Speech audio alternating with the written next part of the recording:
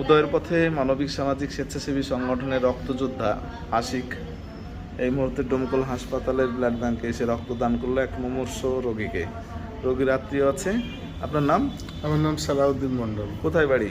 আমার বাড়ি দুগাছি, নদিয়া। নদিয়া।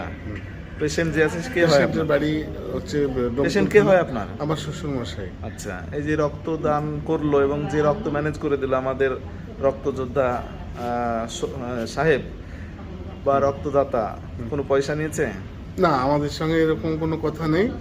এবং ওনারা এ পর্যন্ত যে ব্যবহার বা যে সহানুভূতি আমি ওদের কাছ থেকে পাচ্ছি, তাতে আমি সারা জীবন কৃতজ্ঞ থাকব। আমার খুবই ভালো লাগলো ওদের উদ্যোগটা। আমি মানে কোনো টাকা পয়সা বা খাওয়ার জন্য টাকা লাগবে বা গাড়ি ভাড়ার টাকা লাগবে এরকম বলেছে? না, এরকম কোনো শর্ত বা এরকম কোনো কথা ওনারা বলেননি। আচ্ছা, উদয়ের পথে সংগঠন, ডোমকলের একটি সংগঠন, তাদের সদস্যরা রক্তদান করলো। উদয়ের পথে সংগঠন সম্বন্ধে কিছু বলেন।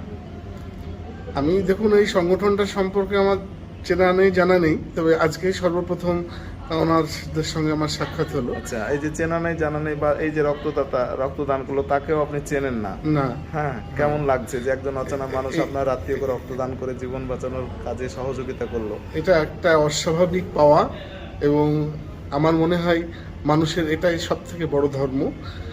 এবং আমি ওদেরকে আশীর্বাদ করি বা দোয়া করি যেন ওদের এই উদ্যোগটা খোদার তরফ থেকে যেন আরও অনেক ঊর্ধ্বে যায়।